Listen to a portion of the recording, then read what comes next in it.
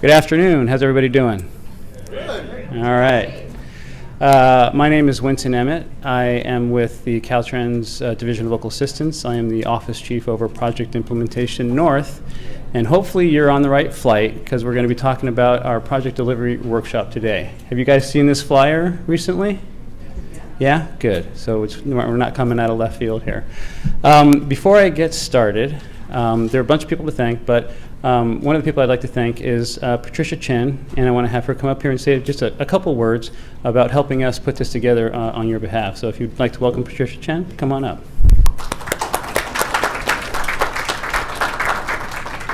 Well, thank you, Winton.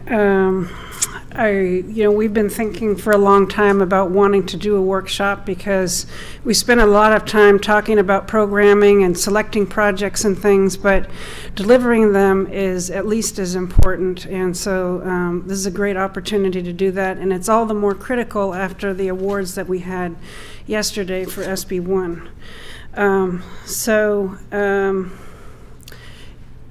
In honor of the awards from yesterday, we would kind of like to, I'm going to take credit for this one or blame, whichever it is, but I asked to have the order flipped around a little bit so that we could talk about the allocations and some of the things that pertain to state funding the most up front, just to make sure it gets all the time that it deserves and that we get full attention to it. So I appreciate the flexibility on everybody's part for that. And I also want to say I hope that everybody has looked online and gotten their materials, printed them out, looked at them a little bit.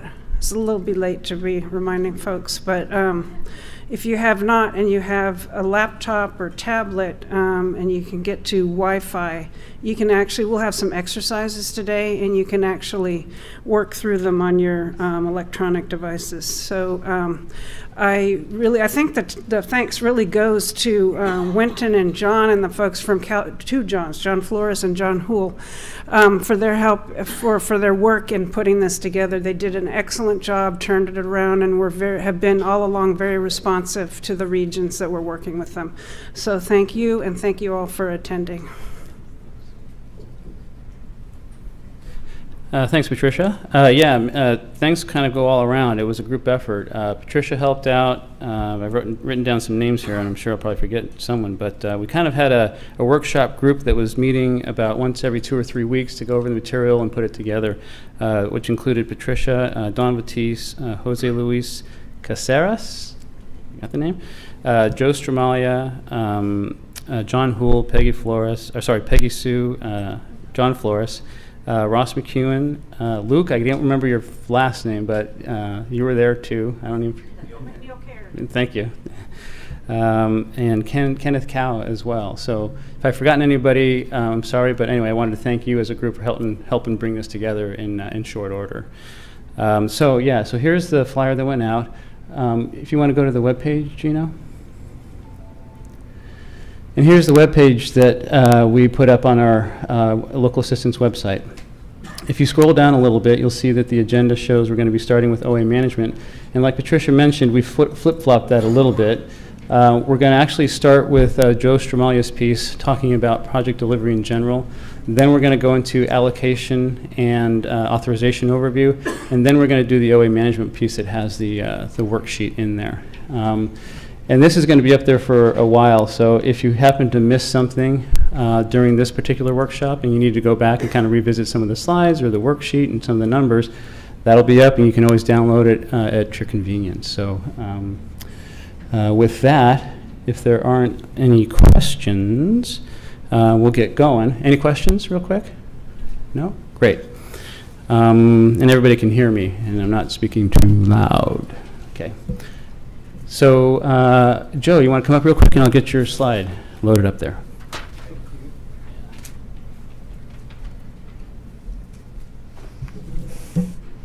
Okay. First of all, thank you for allowing me to come up here and do this today. I wrote my words out because there's no way that I would be able to stick to the 5-minute thing without doing that. So forgive me for reading to you. But I felt very honored to be doing this, but these words are not just for all of you wonderful people here, but for your colleagues who are actually back in the office doing the work, right?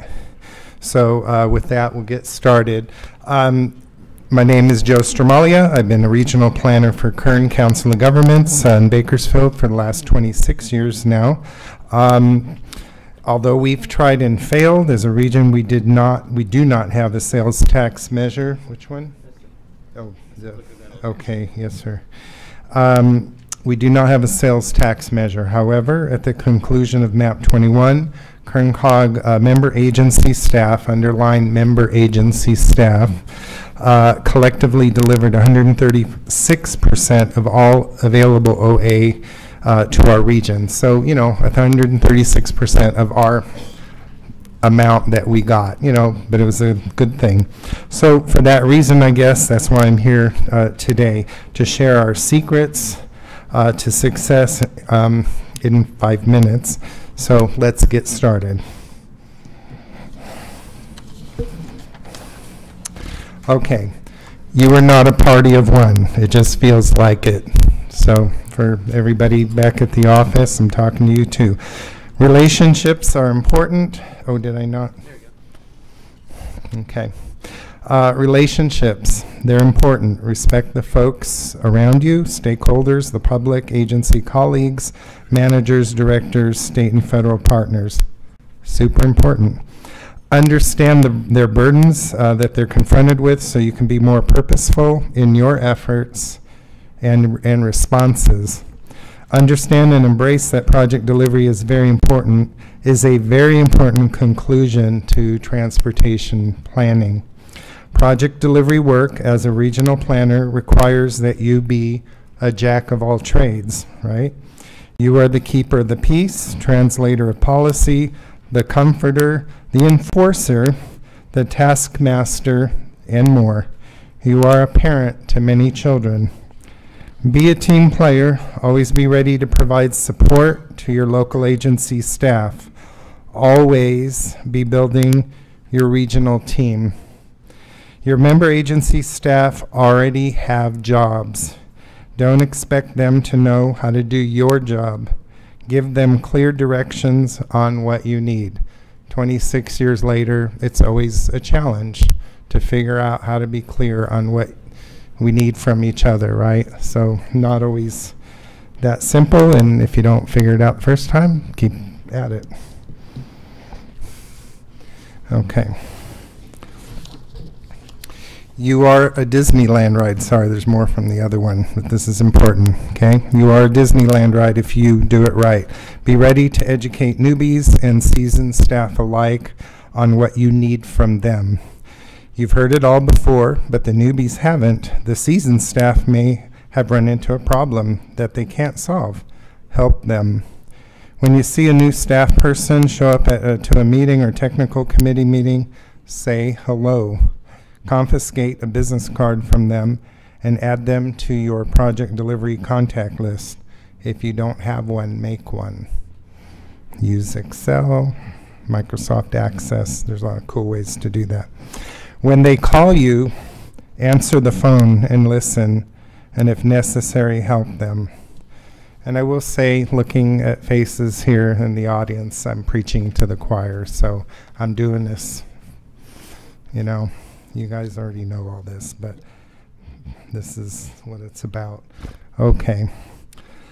Create opportunities to deliver early. Encourage your agencies to request early delivery when possible. Create an environment of accountability and transparency. Enforce opportunities for agencies to succeed and to fail. You got to give them an exit strategy when things aren't working out. The next slide will explain that. Sometimes good projects fail, move them out of the way, and advance other projects. Our staff conducts quarterly accountability meetings, and we track project progress. It's a special time of bonding. Feed them. Our board members receive all of our accountability documentation that we develop with the project managers. It's transparency. We send out yearly memos to our directors and delivery staff alike about upcoming projects. We have programmed in, in our agency for their agency. So, we lift it right out of the FTIP and we tell them what's in the books for their agency. We have an up-to-date FTIP amendment policy supported by state and federal programming staff that provides maximum flexibility in programming. Just so you all know, we have royalty in the room. Mohaned, couldn't do it without you. Yeah.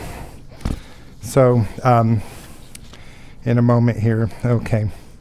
So this is the tool I'm going to say that we use, our policy, okay? KernCog has a project delivery policy document to describe how we select and expedite our state and federal aid projects. The policy contains several key tools within it, or elements, including a delivery timeline and project accountability quarterly meeting requirement. If you don't submit a request for authorization by the end of the first federal quarter, we ask why and expect a response in writing. We send out a memo once a year, as I just mentioned, to our directors to list out the projects that are programmed that upcoming year for their agency, so that are programmed in the Federal Transportation Improvement Program. FTIP amendments of all kinds are always under development to ensure that our programming process does not impede delivery success. Using these tools has to be a high priority for staff in your organization. You need support from your executive management. The secret weapon is our hardworking member agency staff, our courageous regional staff, again, all of you here, but also your co-workers back at the office, and our local assistance engineers. Our local assistance engineers are the best. They love us unconditionally. 26 years, I'm telling you. It's the truth. Okay. I'm bringing this home here, so. Oops, I brought it too far. Okay, here we go. Final words. You have to operate within the confines of your organizational structure, learn what that is and understand it. I bring that up because of all the multi-layers of jurisdictions that many of your areas face with multi-county deals. I don't even know how you guys do all that. So, but just be aware of that and see if some of these tools might be helpful to you. It just depends. Implement policies appropriate to your agency structure to provide opportunities to program and deliver more. Find ways to deliver early. One size does not fit all, is what I observe. Be thoughtful when choosing to advance policies that will help your agencies be successful, then work it. So really adopt things that you think you can do. In conclusion, make it your region's goal to deliver beyond 100% over the life of the transportation plan. The only way that the August revised funding can be put to use statewide is when regions are delivering projects early that were programmed beyond their current fiscal year within the quadrennial funding element of your FTIP. I believe you all know what that is. If you don't know, find out real fast. It's important. It means you need to conduct call for projects often to make certain that you can replace projects that were delivered early. I'm sorry, it's like making Italian sausage. You just got to keep putting, new stuff in. Keep it going. Okay, while you might not deliver over 100% every year, hopefully over the life of the Federal Transportation Plan, you will bring some of that extra August revised funding to your region. So again, I'm sure my 5 minutes are up, but thank you. Have a wonderful workshop, okay? Thank you.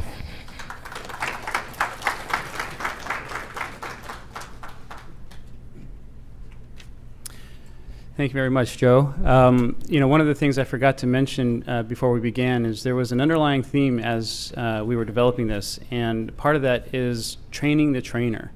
We are here to help provide this information to you guys, train you guys, so that you can, like Joe was saying, go back to your own offices and staff and partners and help relay this information to them. So it just makes your organization and the whole process stronger in general. So thank you very much, Joe. The handout?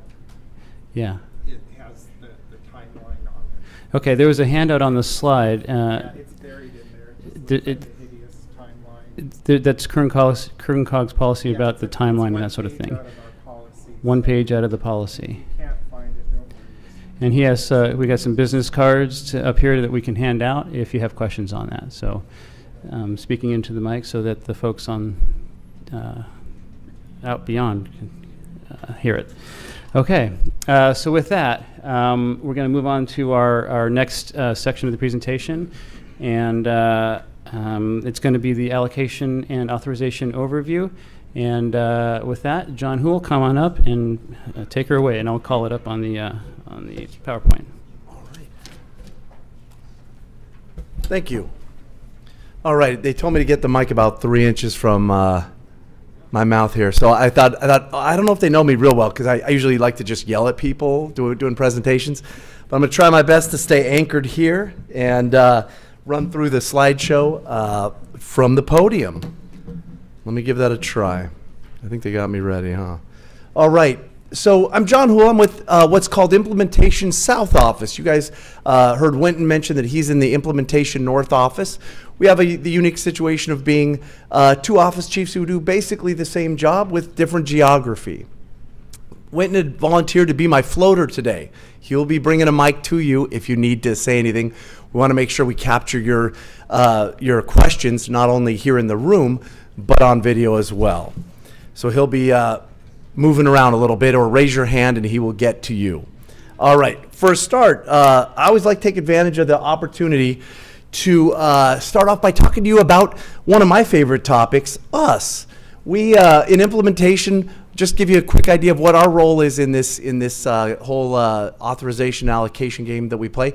We're basically the middleman between our districts, the DLAEs that Joe mentioned, and federal highways, as well as CTC. Of course, we work with local and regional agencies, but for project-specific and project-related issues, we really like to work through our DLAEs to make sure we're all on the same page. All right. So just one more, I promise, only one more slide about us, and then I'll dive right into the presentation. For just some interesting, what I like to call kind of fun facts. We've got a ton of projects because you have a ton of projects. Currently, most of them are federal. Now with SB1, we do anticipate that that will change a little bit. So we're going to have a lot of non-federal money coming into our into the system as well. We process, I've given you some quick hit items here. We do process over 2,000 federal authorizations a year. We also process over 7,000 progress invoices. And by we, that's really the district. We don't get too involved in headquarters in that.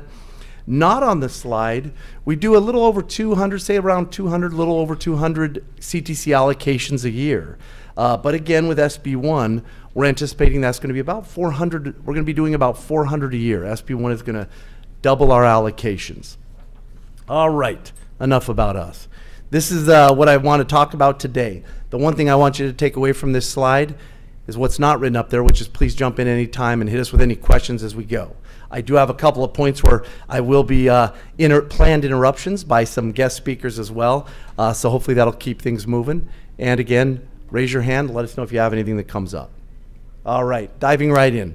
What are the state-funded programs? What we're talking about is allocated funds. I'm going to call them the big 5. SB1 came along and brought us new programs, local partnerships, congested corridors, trade corridors, and then of course we have our old familiar ATP and STIP programs as well. Side note here, the SB1 actually did augment those other 2 programs as well, so SB1 funding potentially throughout. These are the 5 programs I mostly want to talk about today with allocations. I'll call them the big 5 every now and then or something like that. Most of our stuff should fall into that category. We do have some SB1 websites out there. I don't have them memorized, so I'm going to also apologize like Joe did for reading a little bit here. But the department's website, the first one listed, includes general information, a project gallery with before and after photos, program overviews and links, and a statewide project map showing the state, city, county, and transit projects. And there's a sign-up opportunity there if you'd like to sign up for their newsletter. The CTC SB1 programs website, that touches on the big 5 that we just talked about on the previous slide. It also has other programs in there as well that we're not going to talk about today, like the shop, things like that. But all things SB1 are there. And then I want you to pay attention, the last website is the accountability guidelines. So this is where the CTC is going to be focused on identifying and reporting expected and actual benefits from your projects, along with timely project delivery. So I always think that sounds to me a lot like scope, cost, schedule. These are things we've always focused on. That'll obviously continue with SB1. Front-end accountability is going to involve baseline agreements. The CTC will be approving your baseline agreements. In-progress accountability includes baseline amendments, ongoing program monitoring and review, and the establishment of a project watch list. And then follow-up accountability will be completion reports, final delivery reports, and audits. So a good friend of mine who I've known for many years said, hey, I'd love to jump in on your presentation real quick. And I said, Bruce DeTerra, for you, absolutely. Come on up. So let's try this floating mic, Bruce. Okay. Is it working here? Can you hear me? No. It's not. No. All right. So I'll switch. So I'll come over here so you can hear me on the other. The green light's on though, so it is working. Oh. All right. So, okay. Even though I can't hear myself, hopefully you can all hear me. So thank you, John. We've been working together on and off for a couple of decades now. So I know John is exceptional in the work he does. And by extension, I know all of you are also exceptional in what you do. Otherwise, you wouldn't be here in this room today. And to the folks listening, both in the districts and our partner agencies, thank you very much for listening in. We've got a lot of important things you need to hear today. Probably first among those, from my perspective, I'm the division chief for Caltrans Transportation Programming. So a lot of the work you do is going to flow through us. It'll come into local assistance, but eventually before it goes to the commission, it'll wind up coming through us to be part of the book items, and, such as you saw over the last meeting, the 1,000+ pages of stuff, we're all in there. So the thing is, think of SB1 as kind of, I'm going to start off with a negative and turn it positive on here. Think of it like termites in your house, right? You can't ignore termites. They're not going to go away. And you can't ignore a project that's moving through the process and just hope it makes it through all by itself. You've got to be proactive, and for the folks in the room, you're going to start being proactive tomorrow morning because we have huge, quick deadlines for all of these projects.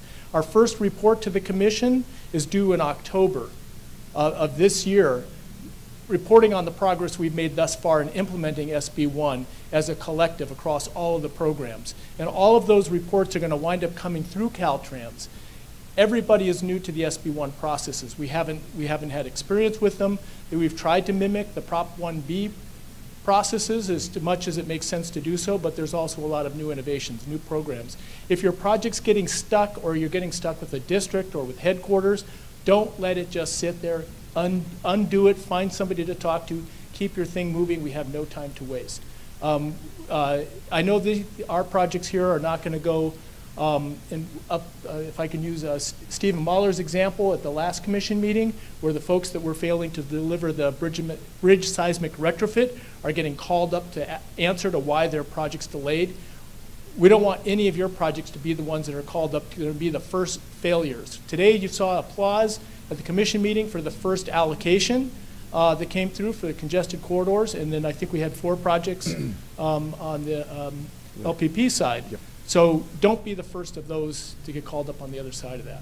So that was an encouraging note, if anything. So anyway, my point is be proactive. Don't let anything sit. If your project's not getting handled, find somebody else to move it. Talk to headquarters, talk to your district.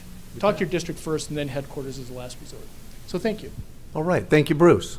Thank you, Bruce. All right. I'm going to continue. So one of the things I wanted to run through was just real quick, give you guys an idea of what the allocation process is all about. So first question, when should an agency request an allocation? That should be done when funds are programmed and the agency is ready to move forward with the project. One of the bullets I want to point out here is that we did say on one of these, make sure that you allocate before you award a contract. That is correct. And I know Jose Luis is going to talk a little bit more about that.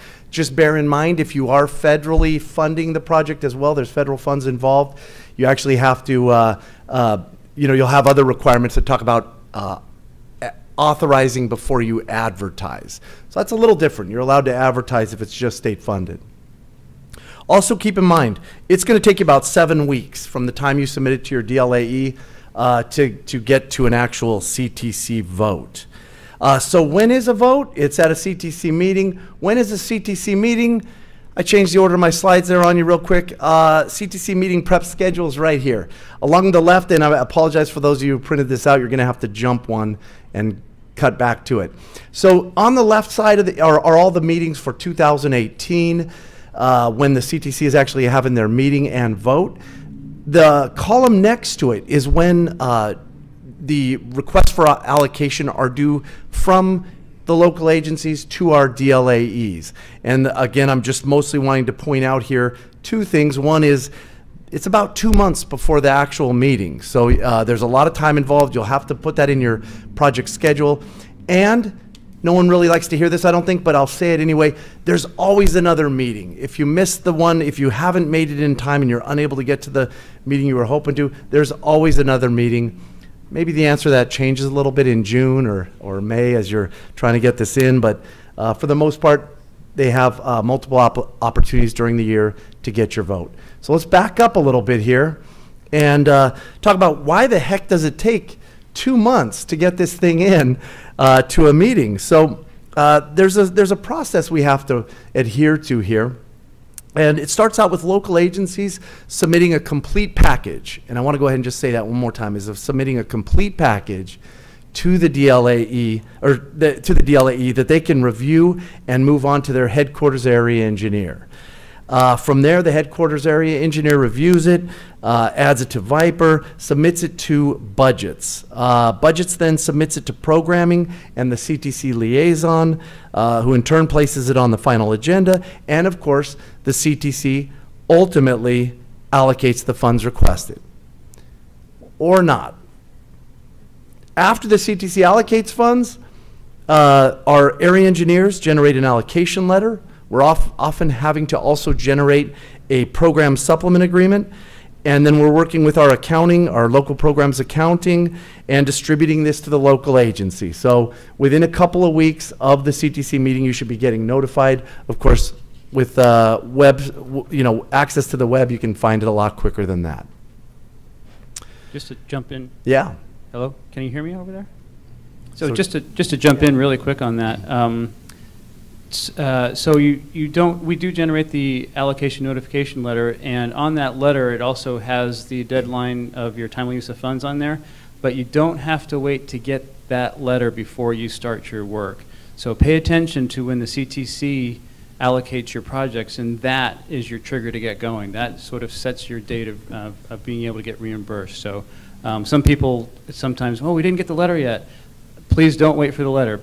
Watch the CTC website, watch their actions taken, pay attention and kind of be, like Bruce was saying, proactive and pay attention to that.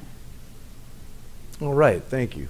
So the first allocation your agency is going to do is probably an E&P, that's Environment and Permits, also known as PA and ED if you're from the capital side, Project Agreement and Environmental Document. That request is done and includes a request for allocation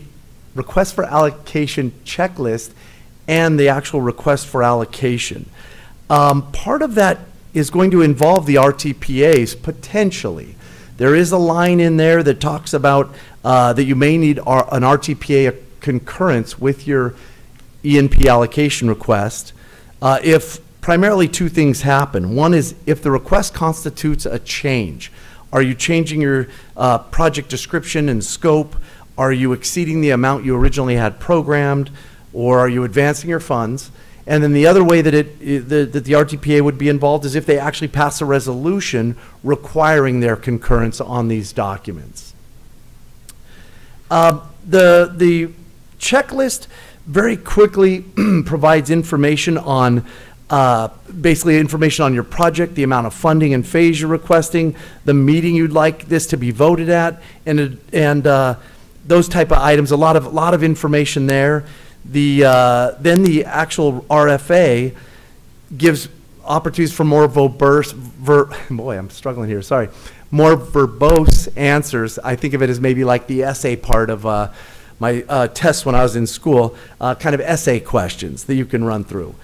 One thing I'd like to point out is that we have released, and I saw it on our blog today, where we released a new allocation request form.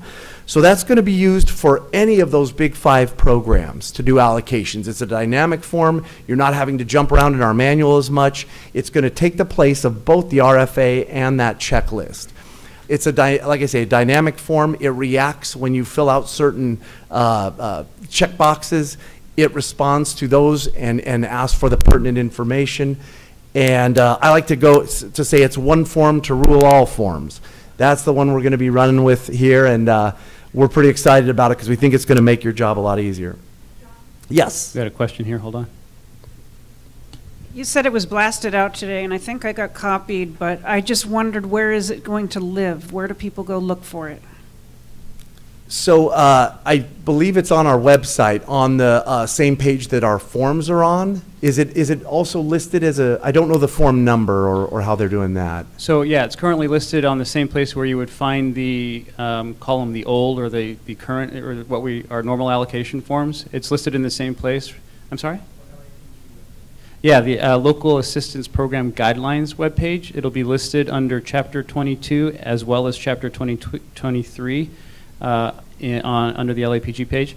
And yeah, so that's where it will be listed. I'm trying to remember the name of it, what it is right now, but something that I also wanted to mention is that we're going through a transition period where please feel free to use the old forms and our new dynamic form for the next 2 meetings. So for the August meeting and for the October meeting, please avail yourself of whichever one you want to use. Of course, we recommend you use the new form because by the time we get to the December meeting, we will only be accepting the new form. So check it out, get used to it, inform your constituency that it's out there, and what our transition time frame is. All right.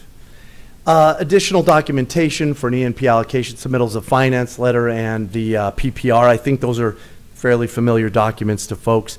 Finance letter breaks down all the project funding. The PPR provides programming info and funding information. So I mentioned earlier that the RTPAs and MPOs might be asked for a concurrence on this. This is where that falls. Basically, if you check a box saying that you are making a change, or check the box that says your RTPA or MPO actually requires you to get a resolution from them, then you have to get their signature. Otherwise, you're good to go and send it into your DLAE. Question? Feel like I'm on Oprah or something. Yeah. Thanks, Rachel from Santa Cruz. Is there a way for the regions to review these forms in draft format before they're submitted by our local agencies? Yeah, so that's something that we don't, again, if you have a resolution requiring a review, then obviously we would force that issue. But otherwise, that's really, I think, between you and them. We don't have any requirement where they have to stop and do that. So that's going to be the RTPA and MPO relationship with their local agencies. Yeah, there is, even on the old forms, we kind of brought that to the new form as well. If your agency does establish a policy that you want to see every allocation request before it goes to Caltrans, we will expect to see your signature on that form. But if you don't have that policy, then the agency will check, nope, they don't have that policy, there's no change, so we won't be seeing the signature on that form. So it really is, like John was saying, an arrangement made between you and your agencies within your regions. Any questions about that? Yeah, question. How do we sign the electronic form? So the way I understand it works, the forms will be, it's a smart form. At the end of it, you press generate and you print it out. And then they're going to have to get you to sign it. So there's probably some ways where they can maybe email it to you, you sign it, send it back, something like that. So those are some of the mechanics that I'm envisioning. Show of hands, who has a policy requiring? So I see a 1, 2, 3, some over there.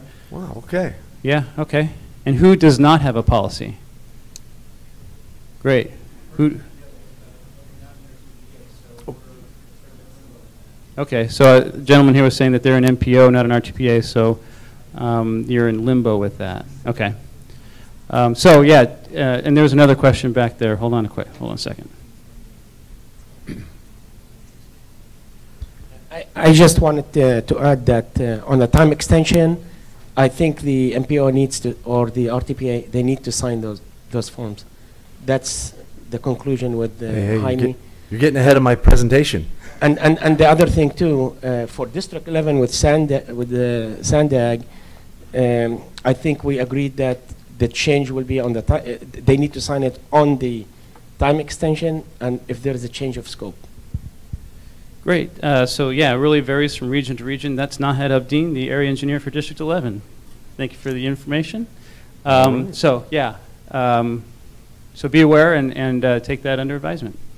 All right, so moving on, the next phase you're likely to want to allocate after E&P is going to be your PS&E phase.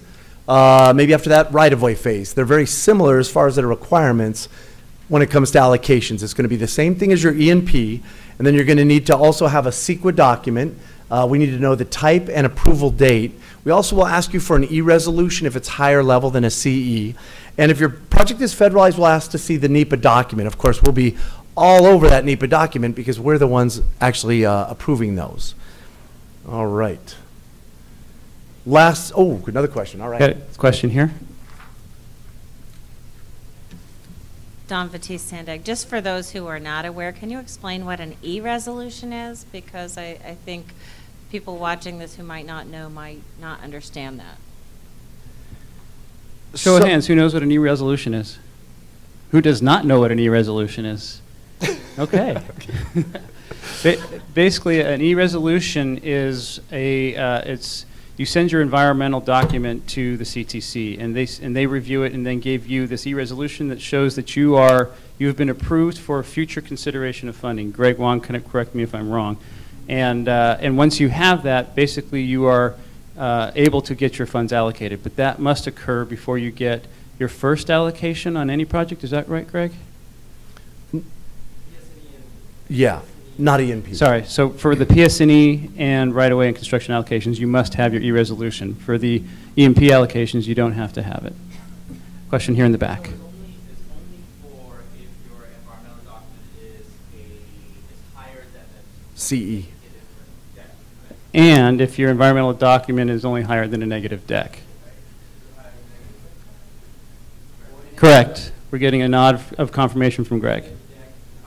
So negative deck and higher, and for PS&E, right-of-way, and construction. Inclusive of a neg deck. You'd send those need an EResolution. Inclusive of a neg deck. So not above right. a neg deck, just to clarify, it's right. negative deck and out. above, Yeah. right. All right. Thank you, Don. All right.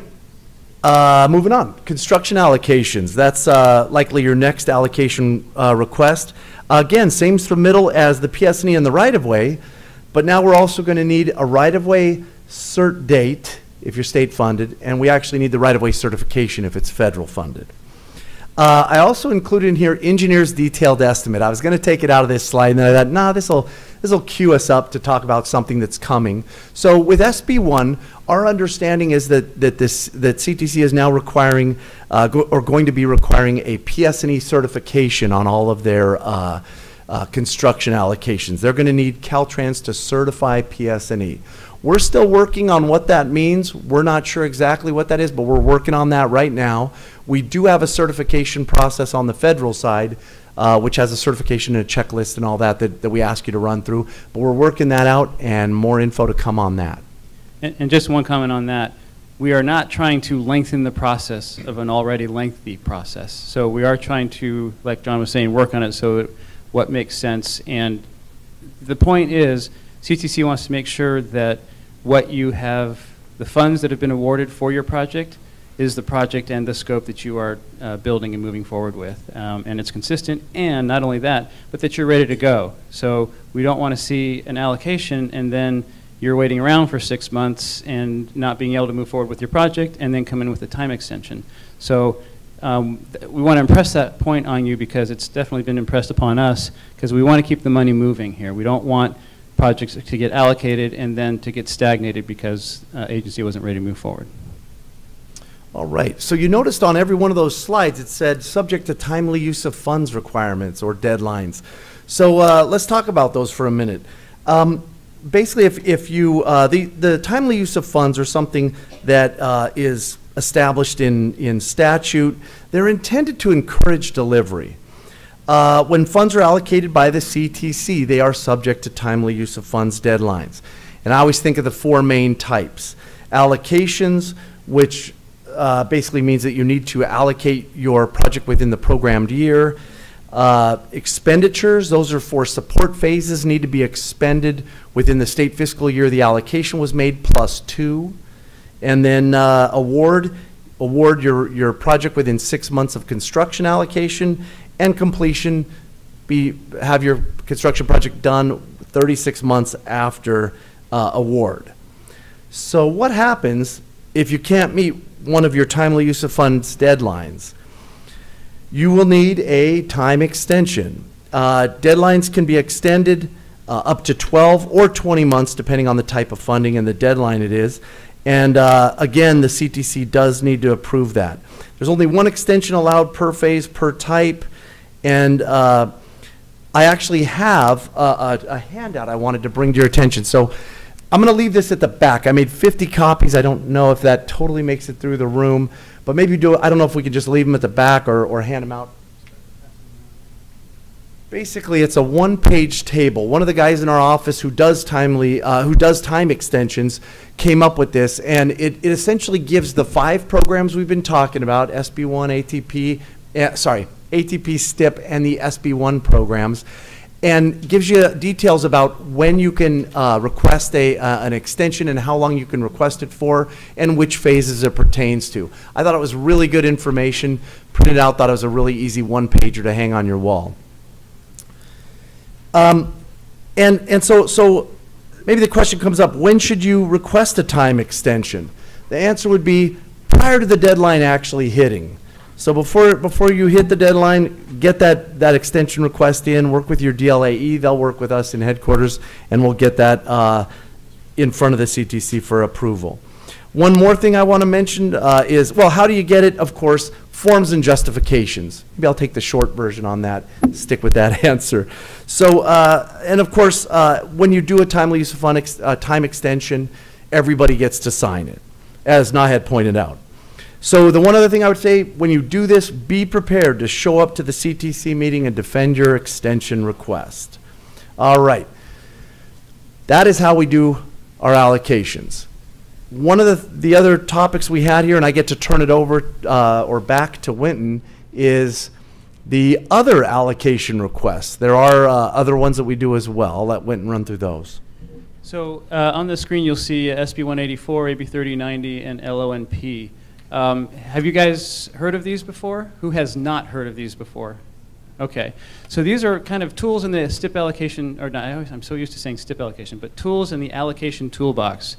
SB 184 allows you to get an allocation in advance of the CTC meeting. There's a process that you have to take, that you have to follow, where you notify the CTC that you're beginning work on this particular date in advance of that meeting. CTC says okay, and then you can begin work and you can get reimbursed back to that date, even or when the funds get allocated. So that's SB 184. And that is only available for STIP. That's not available for ATP or the other SB1 projects at this time. AB 3090 is a longer term advance allocation issue. You can do what are called reimbursement allocations or replacement allocations. Basically, the local agency agrees to spend its own funds on a particular project in advance of allocation or an allocation not happening at all in exchange for getting reimbursed at a later time. That's the reimbursement. Replacement is we will spend STIP funds on this project in exchange for getting future STIP funds on a future project, or STIP funds available on a future project. So those are tools where if you have the ability to use your local funds and advance a project now, and it's a priority, you have to make that arrangement with the CTC via, the projects need to get reclassified as AB 3090 reimbursements or replacements, so there's, I believe, a 2-meeting process, notice and amendment, and then we put it under agreement. Finally, LONP stands for Letter of No Prejudice. That's another way that you can use, I believe, for SB1 funds to begin work in advance of allocation. So if you're looking for a way to start on your SB1 funded project sooner rather than later, LONP is the way to go about doing that. The other two are used for STIP projects. Any questions? I got a question all the way over here. Thank you. So on AB 3090s, I wanted to know a little bit more about the process for the reimbursement. So usually it's the reimbursements begin the year that it was originally programmed plus 3 years, right? So it's payback over a period of 3 years. What is the process that the local agencies should do with Caltrans to figure out what the payback schedule is for a 3090 reimbursement? So the AB 3090s aren't very common, but the way we process those is the first step is to get the approval from the CTC, notice and approval, notice and amendment. And basically that puts it on the, you will have to decide, you're telling us when you want to get reimbursed those monies, how long it's going to take before the CTC can reimburse you, basically allocate the funds for that project. That's dependent upon budgetary issues, other funding issues that are happening, but the good news is that once it's decided where the date, the timeline that you can be reimbursed, your project is top priority. AB 3090s are top priority for reimbursement. So CTC does the notice and the amendment in coordination with what the timeline that you're proposing. Then we also have to put together an agreement and take that language or those terms that were agreed upon, put it in an agreement so that it's set aside or established for the future that, okay, you will be using your own funds, you will get reimbursed at a future date once the CTC allocates the funds, and then once those funds are allocated, we put those on agreement so that you can get your invoices paid. So the timing isn't really, it's not a set, from what I've experienced, not a set amount of time of 1 year or 2 year or 3 years. It's how long do you think you can last before, how long do you think your own coffers can last before you need that reimbursement, as well as what type of capacity is available budgetarily within the programs to reimburse you for that. Does that answer your question? Okay. Right. Any other questions? Oh, you got a comment? Yeah, sure. This one, because you mentioned that the LONP is only good for SB1, but there is an ATP SB1. Is that good for it or no? Yeah. Yes. Okay. Yeah, LONP is also good for ATP allocations. Thank you. More questions? I think this was mentioned at the last workshop, though, that advancement is preferred over the LONP because even with the LONP, you may not get the project advanced to get funding, and if your project is for FY22 and you get an LONP and start now, you may not get start getting reimbursed until FY22, so there's no guarantee. Okay, did you guys hear that? The CTC is offering an option right now to get advanced allocations, and that would be preferable to using an LONP tool because you get that allocation of funds right now. You don't have to wait until 3 years in the future and have to carry your own funds up to that point. Thank you for making that. All right, guys, so that is allocations in a nutshell. Moving on, we also wanted to talk about the Federal Aid Highway Authorization Process. This chart we commonly throw up. I don't know how it comes out in the print. I know that we have a huge banner of this in our office as well, but basically this works you through the process. And what I would want to impress upon you from this chart is that notice that we need programming to align with the project life cycle, including those requests for authorization. Also along the bottom, just a little side note here, we do touch upon the agreements that we have in place that also follow the project life cycle. The first is a master agreement. We're going to have that with the local agencies. It essentially is an agency, it's an agency umbrella agreement. Program supplement agreements are project specific. They fall under those umbrella agreements, but specify requirements per programs and some of the specific things like that. Progress invoices, you send those to the district to get paid. That's actually kind of an agreement as well. These are agreements between the state and local agencies. And then the final report and invoice to the district. That's how we're going to close up our projects. And again, we kind of call that an agreement as well. All right, so Authorizations, commonly referred to as getting an E76. That's Federal Highway's permission to proceed with the phase of work. The phases of work are specific, and the dates of reimbursement are set through these. They're established through these E76s, and you need to come in for a request for authorization when you're ready to move forward with the project. The E76 is an agreement also, but it's between the state and the feds. All right, jumping through how an authorization comes in very quickly.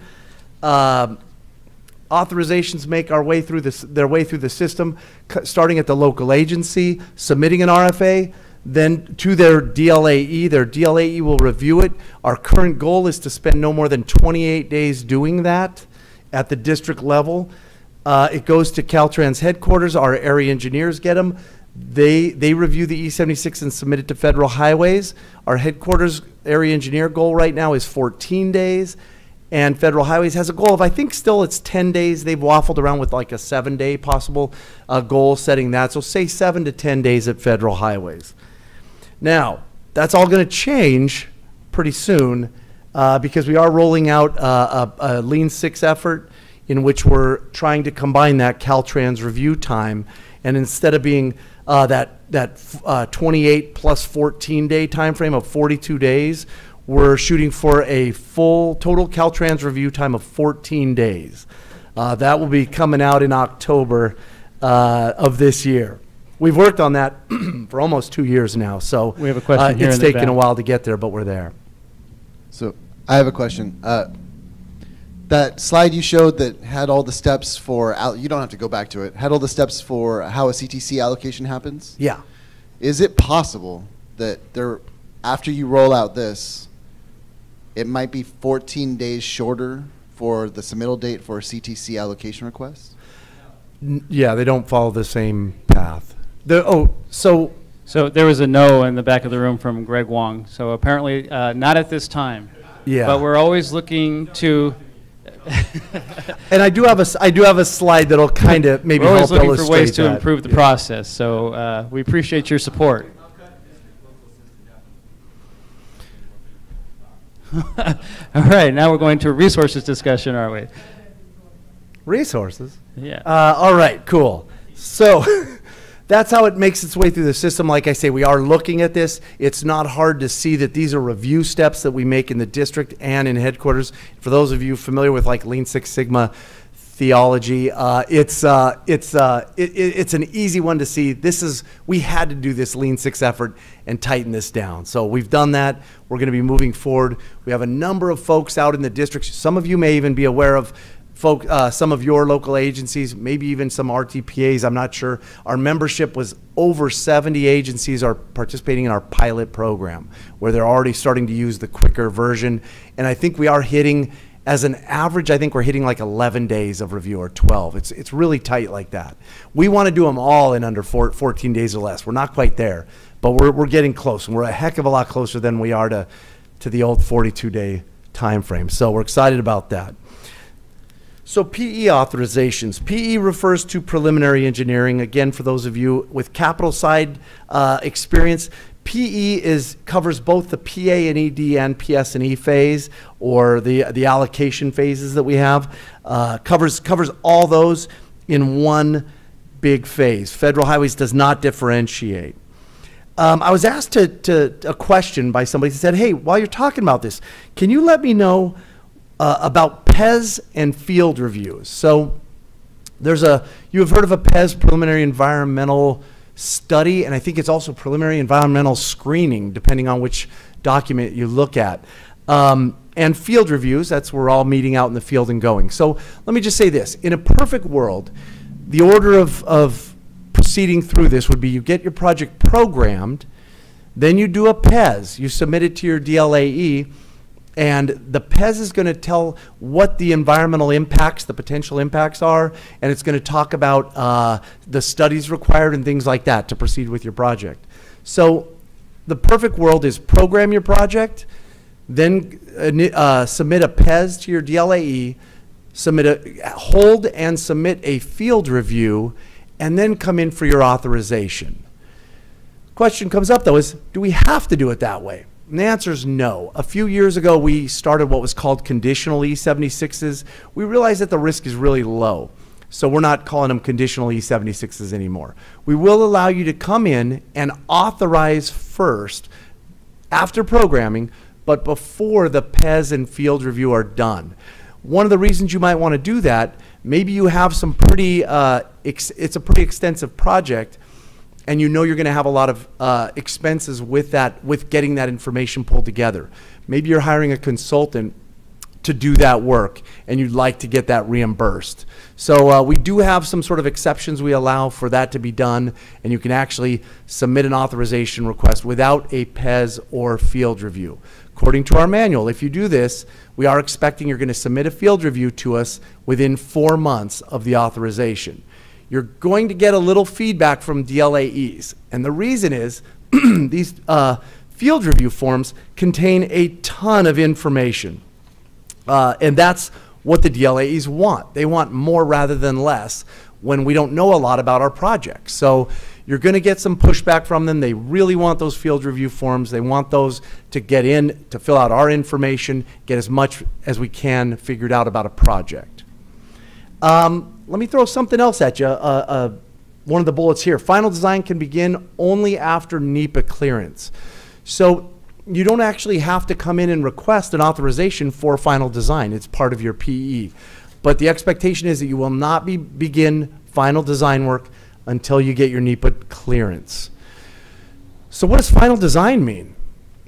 I love asking this question. For the engineers in the room, we talk a lot of times about a 30% PS&E, a 60% PS&E, a 90% PS&E. Actually, I'm sure everybody in the room has heard those terms. So when is final design? Which percent?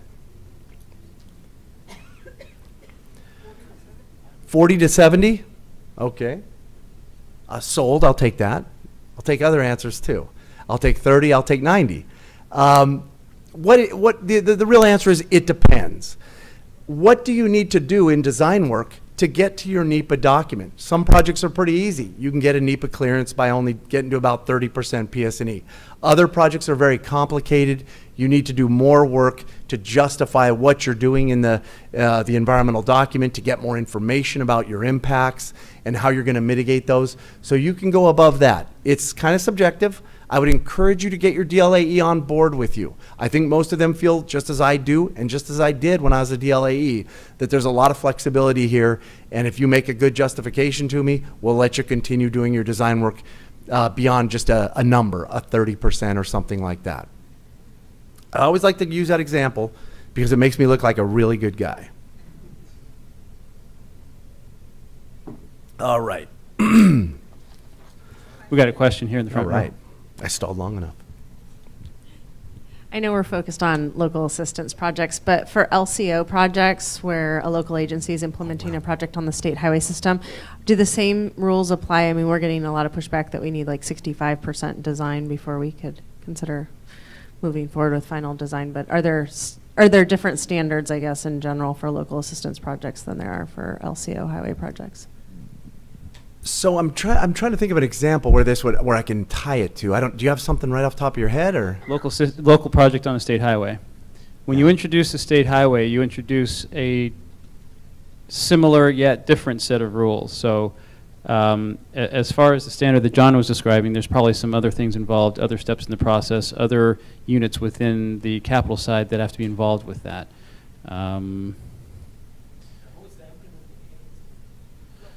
Yeah, local on the state. Implementing agency would be a local agency on the state highway. It just, you're now involving encroachment permits, you're involving oversight engineer on the Caltrans sides, you're checking standards, you're checking, you know, so as far as what they consider complete versus, you know, or final PS&E, is it the Gold Book that might have that threshold in it, or the design manual? I was going to say, the first thing I could think of was go to, you know, you're probably going to be assigned to what we call special funded PM. Project manager for that effort. I would run that through that person to see how they're going to hold you to that starting final design, when they believe it's necessary to begin it, and where you have to wait for the NEPA document to be clear. Yeah, and one of the things I've heard, as far as pinning it down to what percentage complete, it does depend, but one of the things that's critical is making sure that your environmental document is signed at least 1 day before you begin your final design. So make sure that that separation is definitely there. Yeah. Yeah, that's good advice. And documented. We got a question here. You just made me think of a question that's kind of on an earlier topic, but that new form that was emailed out, the new allocation request form, the SB1 form, is that just for local assistance projects, or is that also for state highway, capital side, and rail? Yeah. So that form is just for local assistance projects. Who are these other groups you speak of? I'm only aware of local assistance. Are other people doing something out there in the world? I will tell you that we have been meeting with programming and with Division of Rail and Mass Transit and going over that list of projects that was adopted today by the CTC to see where it will land and through which department those requests will be processed. Because we understand, you know, historically there's been confusion about, hey, you take this, I'll take that. It's not mine, it's yours, it's mine. So we're definitely trying to get, and we've made actually pretty good progress on getting that clarified. There will always be exceptions, and we come across these ones that start this way and go that way, and we have to figure it out.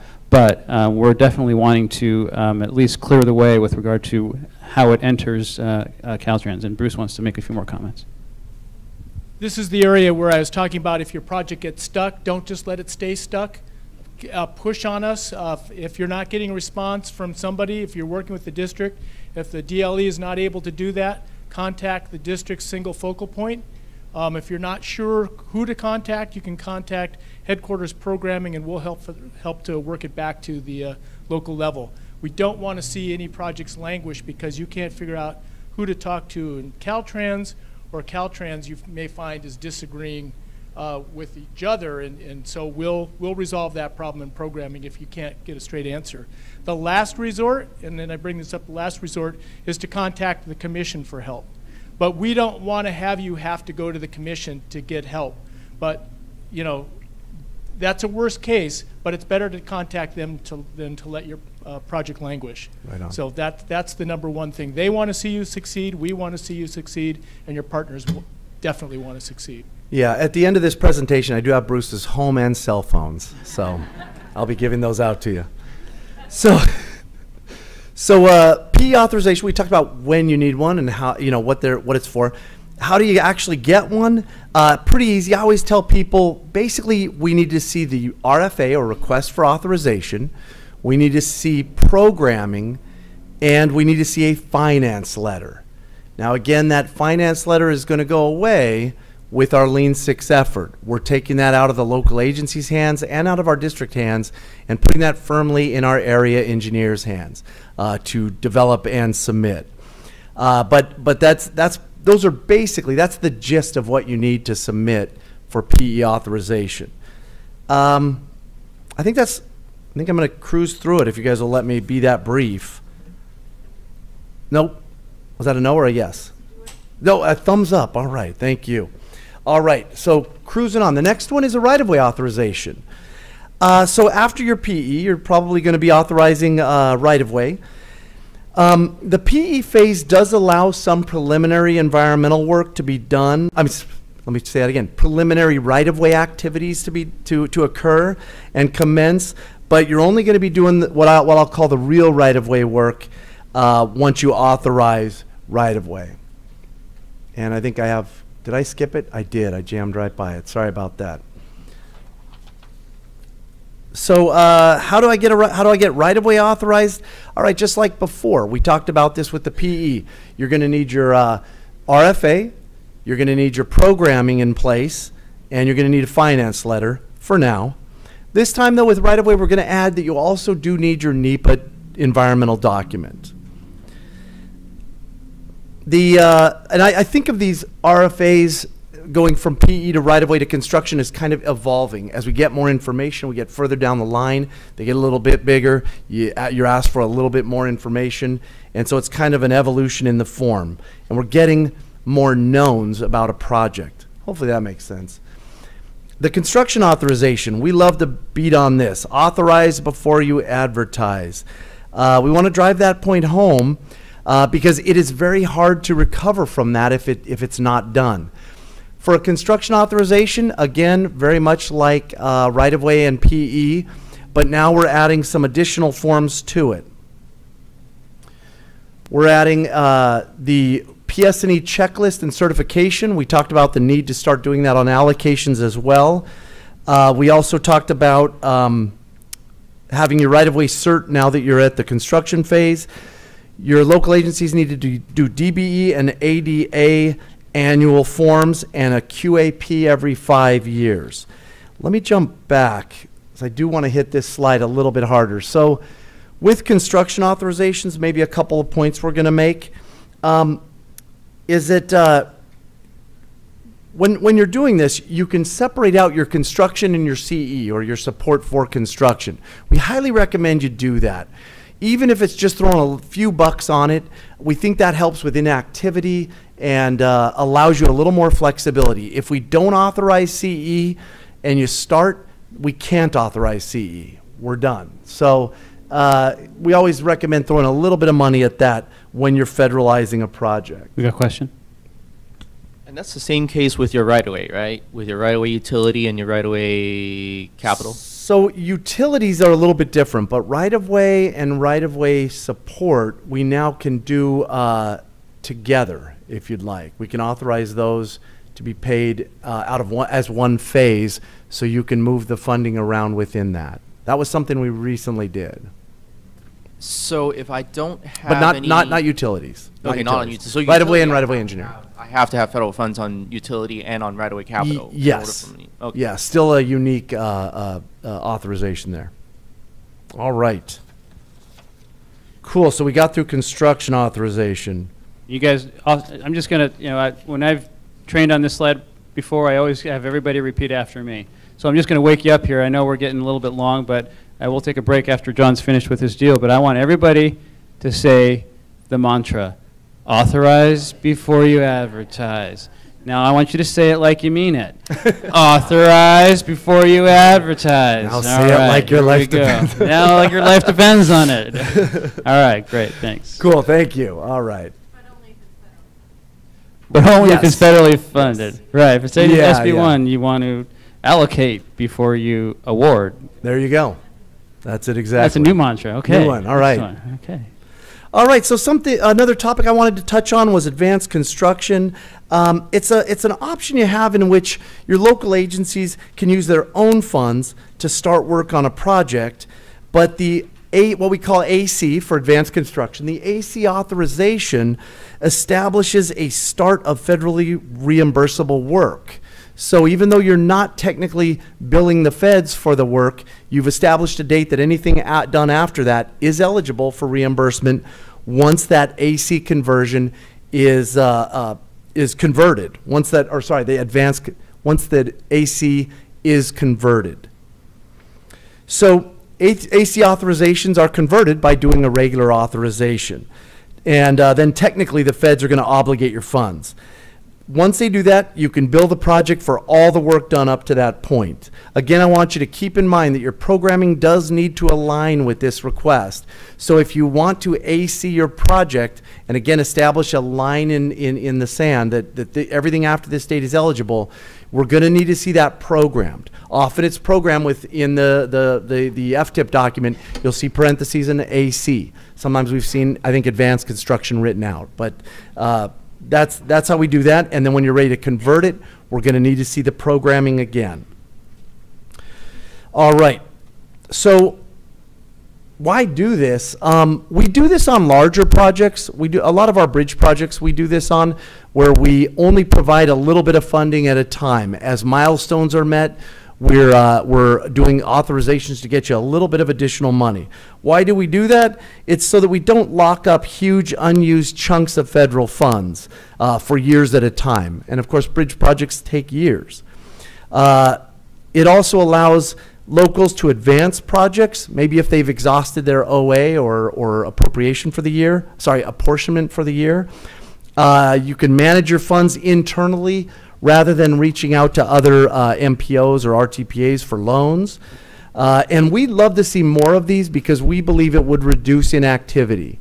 Federal inactivity, we'll talk about it in a minute, but It starts when you have your first authorization that obligates those funds. So it starts a 1-year clock on you to try to bill before you become inactive. If you're to AC projects and wait until you actually award a contract and then convert it, we're much less likely to go inactive. So we're a big fan of that too. Who in the audience is familiar with AC, or who know that their agencies have used AC? Show of hands. Okay. Who's not familiar with it? Okay, great. Who's heard of inactivity? Who has not heard of inactivity? Not heard of inactivity. Uh-huh. Yeah. All right. So there are some downsides to AC that we run into when we talk to our agencies. Of course, one of them is that some agencies really struggle to carry that debt load, because what we're talking about is doing unreimbursed, work that's eligible for reimbursement, but we're not actually reimbursing it at that time. So there is a cash flow concern. I'm going to say for some agencies, this is a big problem. The other constraint we had on there is that when you do an AC authorization, it doesn't actually deliver the project or deliver those funds as part of our OA delivery every year. Now, I know John's going to talk about that more later here, but so maybe I'll call that a small problem. That's more of our thing. We always want to deliver our OA, and it does not count as delivery until it's converted. I already mentioned the programming needs to align, so I'll jump past that. Now, let's say, so we've covered the authorization, we've covered allocation earlier. What if you need them both? We like to say that if you needed both a federal authorization and a CTC allocation, you are in the best of both worlds. And we try to say that with a smile on our face. So the simple answer is you've got to follow both processes. You've got to authorize your project through the feds. You've got to allocate through the CTC. You've now inherited both the federal and the state landmines and deadlines and all the requirements that go along with that. Federal highways, of course, we started on our favorite topic, inactivity.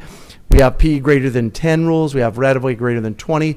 On the state side, you've now have to follow the timely use of funds rules. I had somebody ask me at a meeting very similar to this, and they said, hey, it's really inconvenient that the federal rules do not line up with the state rules. And I don't really know how to answer that other than to say, I know, or yeah, because it is certainly a challenge. We have no way of changing that to make them align. We can certainly mention it every time we see them. That it would be great if they aligned. But be aware that you will have these two deadlines and two kind of simultaneous rules and requirements. And like I say, a field of landmines laid out in front of you when you have both.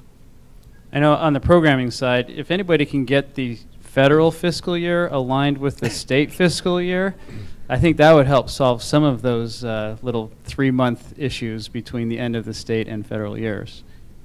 Muhammad said, done. I'm looking at Consider Muhammad. it done. He's all, yep. He said, yeah, we have royalty in the crowd, so you just wave your scepter and it'll be done. All right. So, and again, we also included on here just to be aware that the Federal Highways authorizes the PE phase, the right-of-way phase, construction, and CE. And on the CTC allocation side, they have the E and P, PS and E, where they've broken up P and what on the federal side, what's PE. Right-of-way is pretty much consistent, and construction. On the allocation side, they do not break out CE. That leads me to a best practice. So one of the things we are pushing, and we've talked to our DLAEs, so this should come as no surprise to them either, and we've all agreed to it, our area engineers have all agreed, we should start doing these projects where you have authorizations and allocations. We should start doing them simultaneously. Basically, let me start with the alternative, doing it sequentially. That's this graph right here. Essentially what this is the way, I'll say, we used to sometimes do it, and we're hopefully not doing this as often anymore. Basically, a local agency would request their allocation. They'd request a CTC allocation, pull all their paperwork together, submit their forms to their DLAE, wait for that to marinate for about 8 weeks, and then you actually get allocated. Then get notice that you've been allocated by the CTC, and an agency might say, oh yeah, that's right, we also have to request an authorization from the feds. So let's get those forms going and get that paperwork going. They would submit it to the DLAE. We already talked about our old Our old time frame was 28 plus 14 days just in Caltrans. So 7 weeks later, you actually get authorized. I estimated this as a January to June kind of process. So we want to do less of this. We want to do more simultaneous. So what we want you to do is we want the local agency to submit both their authorization and allocation to the DLAE. How does that actually play out? The DLAE will take the allocation, pull that aside because we know that's going to take a while to do. Pull the allocation aside, get that into the CTC, get that waiting on its 8-week processing time prior to allocation. Once they get that initiated, then they work with their headquarters area engineer. I happen to have two of them in the audience, Nahed Abdeen, Chris Jensen, if you guys don't mind letting people know you're here, or ducking lower in your seats.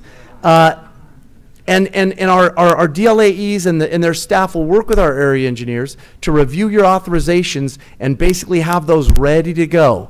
So they're at the gate, like the horses at the gate, ready for the gun to fire, and they're rolling. So that allows us, as soon as we know that it's allocated, we can send your authorization request into Federal Highways. Federal Highways only takes about 7 to 10 days, and it's authorized. So again, we estimated basically a January to April time frame. This is available to you, and it gets you out of the problem of allocating with the CTC and then having to go explain why you need a time extension for award. We're going to be meeting with the CTC staff anyway very soon to talk to them about the fact that this should never come up again. Agencies should not be complaining that the authorization process takes too long, because pretty soon it won't, and it doesn't. And we'll be asking them that there's only two things that occurred. You were lied to, or we have a problem in the district. Please let us know which district, and we'll get right on it. All right, so that's our best practice. Let's see. We also wanted to cover pitfalls here real quick. Some of the things we've seen with the allocation side. Obviously, the CTC preparation schedule is a big issue. You've got to schedule your votes with enough time to get into the appropriate meeting. This becomes especially important at the end of the state fiscal year. What months are those? Maybe like May and June. So it's apropos right now, and I'm sure you're dealing with some of these things where we're scrambling at the end of the year right now. Again, we mentioned getting that environmental document into a prior meeting, getting your EResolution number. We also talked about the sequential. Now, I wrote sequential here, so the pitfall is don't do sequential, stop doing sequential allocation and authorizations and start doing simultaneous. Also, again, programming is always important. We have to have the programming correct, and you have to, and of course we have a lot of different programs where we get projects from, and also adherence to those guidelines. Again, very current here is the SB1 accountability guidelines, which will affect your SB1 projects. So at this point, I understood there was a question about ATP allowing FTA transfers, and Patricia, I had a note here to call on you for this one. Can we get a mic? Or is it a no comment? I think one of the questions was, could we do FTA We just want to make sure transfers? it's clear to everybody how to do it, because it doesn't happen that often, but it may be starting to happen more often as there are more first last mile projects delivered by agencies that may also have transit funding. I guess I'm kind of talking about myself, but presumably there are others as well. And so we want to be clear that, sometimes there are different requirements under the FTA for readiness versus what would be in the LAPG or any normal place that you would find it that is more highway oriented. And so, obviously it would be probably easier if you're delivering something through the FTA to be able to go with requirements that are synced up with the FTA requirements. Right. Was there any action taken at the CTC meeting this time around on that topic? Yeah, I think actually the guidelines may have changed a little. They did? Okay. Looking around at Lori, they changed, okay. So they are syncing it up, and I just wonder if that makes anything different for district staff to be doing in the way they review the requests? Yeah, so we do have FTA transfer. We have a process we go through to do an FTA transfer. I didn't have that here, and I don't have any slides or discussion on that. I think what that does, if I'm not mistaken, in the past we were allocating first and then transferring. Was it one phase at a time or one component at a time? So this will allow a transfer of the funds, allocate the entire project funds, and then transfer. Is that? Multiple phases. Yeah. Multiple phases, yeah. Okay. I'll tell you what. So basically, bottom line, what does that do to everybody? I think that makes it a lot easier. We can just transfer the whole funding over rather than doing it in pieces and parts and trying to make those FTA transfers conform to our requirements for the next phase. Easier is great. Thank you. All right. You bet. Thanks for reminding me about that. Yeah, no problem. So on the authorization side, we have some pitfalls. Of course, it's always about programming and funding and lining those up. DBE and ADA. We got another question here, John. Sorry. If I could yeah. Go back to the allocation pitfall. Actually, so I'm Greg Wong. Most of you know me. That big old book of 104 items. Yeah, I get to manage that every month. My life goes by awfully quick, but we do it. We've got a small team. That 8 weeks that you guys all grumble about, 8 weeks between that, and it said wait 8 weeks. We're not just waiting there. I mean, if you go back from a CTC meeting, 2 weeks is Bagley-Keene. 2 weeks is us working issues with commission staff on these vote boxes. Budgets, small office and budgets has about 3 weeks to develop, actually produce these vote boxes that have to be tight for the commission to say yes to without any issues. And for the most part they are. They're rubber stamped, right? And that's because a lot of hard work between budgets and local assistance and my group. My group gets about 3 days, maybe, to deal with all that. Usually low-hanging fruit for me, I worry about the bigger issues. That, you know, so that's 7 weeks, 1 week for district local assistance to get this stuff. So 8 weeks is nothing. I mean, it seems like a lot for your one individual project, but it's nothing. I'm excited to hear about some things that Jose Luis has got. Concurrency is good. Mm-hmm. The EResolution, so don't panic if you don't have it. You can do it at the same meeting as your vote. So it's not a one meeting, second meeting type thing. So, but you know, you had 8 weeks, wait 8 weeks. I get nervous when it says wait 8 weeks because it implies that headquarters is doing nothing but letting you sit. If your project is tight and everything's I's are dotted, T's are crossed, yes, you're waiting. But for the most part, there's a lot of back and forth going on between headquarters and local agencies. All right. So, thanks, Greg. Yeah, and there's a lot of coordination between us and Greg's office to make sure that your projects do make it through the process smoothly. So thanks, Greg. All right, so we want to touch on just a couple of our challenges. They may be your challenges as well. One of the challenges in local assistance is we don't always know what's going to land on our doorstep. So we know which projects we think that we have an idea of what we think is coming in, but you never know when the local agency may hit a hurdle or a roadblock and have to wait a little longer. Maybe they found a way to advance a project and that comes in.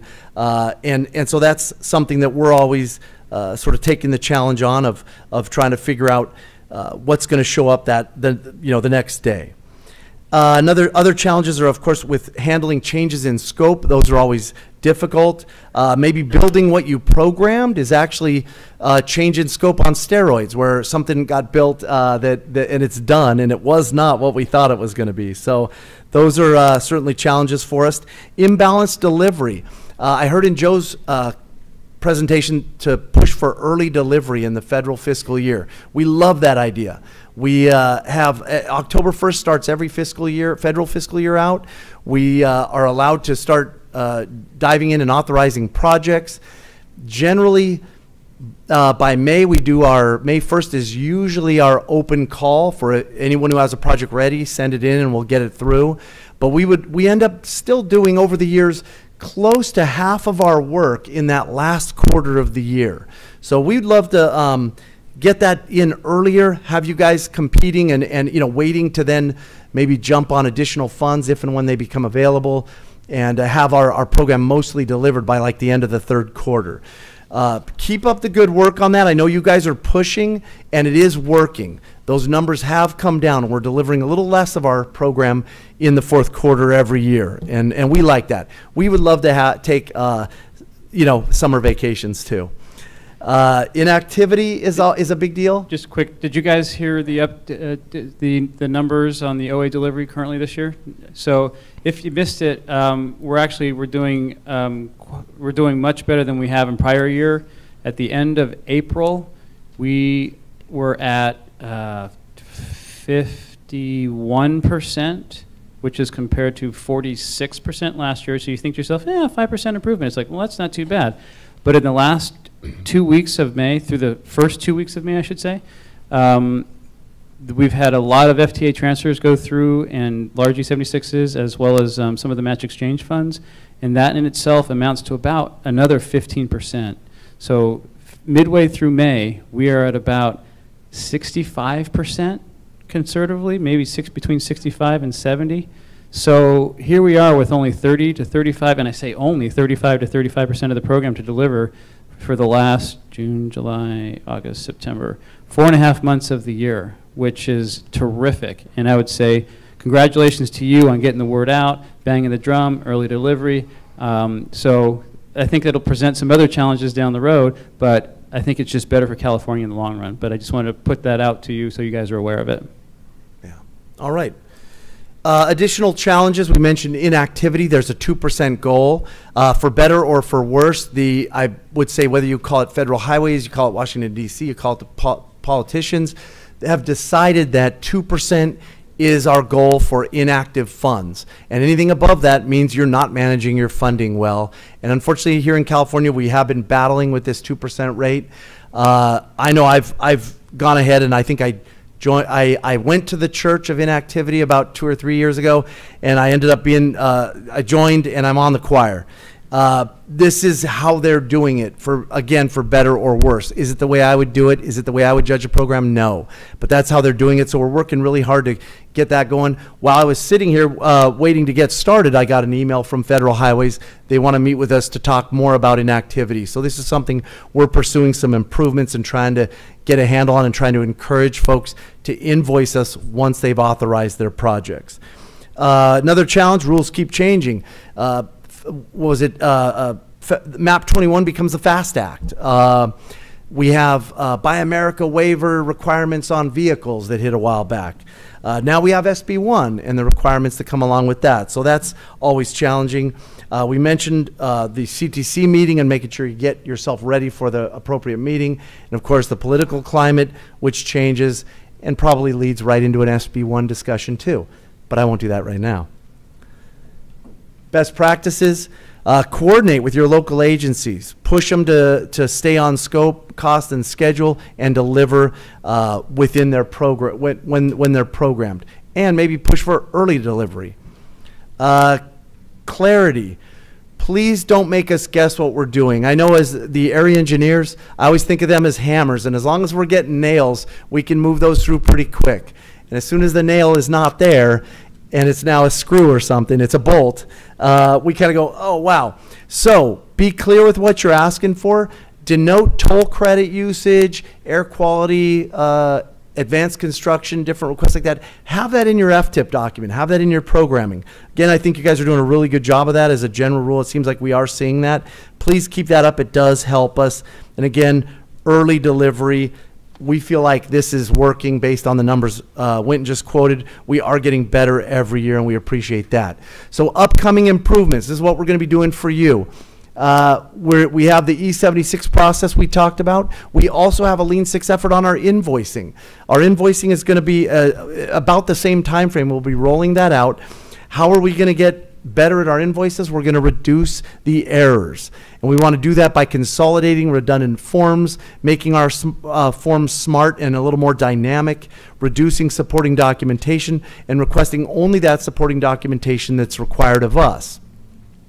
We also want to do training to district and local agency staff. So we'll be rolling more information out about that. Again, we anticipate starting in with that this October. The last thing was the allocation forms that just came out, so good timing. We have the new allocation form that hopefully consolidates some redundancies. Got a question? Good, because we're on the question slide. Okay, this is Patricia Chen from LA Metro, and a couple questions about the allocation form. You mentioned it's good for the big five, so that means the STIP, the ATP, and the new SB1 The new SB1 programs? forms, yeah. Okay, all right, so back to the FTA transfer question. Does this form work well for the FTA transfer? Because somebody just sent me an email that's watching on the webcast, and they said that they find the allocation forms, like there's a lot of inapplicable stuff on there. So does the new form On the new fix that? on the old form, yeah. On the old form, a lot of it covered everything, and then you had to check what actually applied. The new form should be a little bit more dynamic, and I would say it absolutely should help with all allocations. Specific to FTA, I would say if it helps with all allocations, it will help allocate funds that will be transferred to the FTA too. I would say I don't know that if we've put it through like a test to see if it works. We'll put it through a test for you. Please do, yeah. One thing I hope you guys notice this about us. I think one of the complaints I heard years ago was that we roll out new forms and just drop them on you. And then you say, you've already submitted various requests, and we go, you used the wrong form, sorry, gotcha, try again. So that should never happen. If that's happening to you, please let me know. What we've done instead is we're now releasing new forms and very often piloting them or putting them out early and saying, use this, as Winton mentioned with the allocation form. It's not actually required until the December meeting. So get out there, use it now, send us your comments, help us make it better, and then we will provide you a soft landing. If you're struggling with it and you need to get an allocation in, use the old form. That's fine. We'll run with that for at least a couple of meetings. And on the new form, the person's contact information, should you have suggestions for improving it, or if you think it's lacking some information or other questions, you can submit those questions directly to that person. His name's Richard Key, last name K-E. But his name is also on that announcement. All right, any other questions? Okay, thank you. I know that was a long presentation, but I appreciate it. We're going to take a 10-minute break so we can get through the rest of the workshop. So please come back here at about 2:41, 2:42.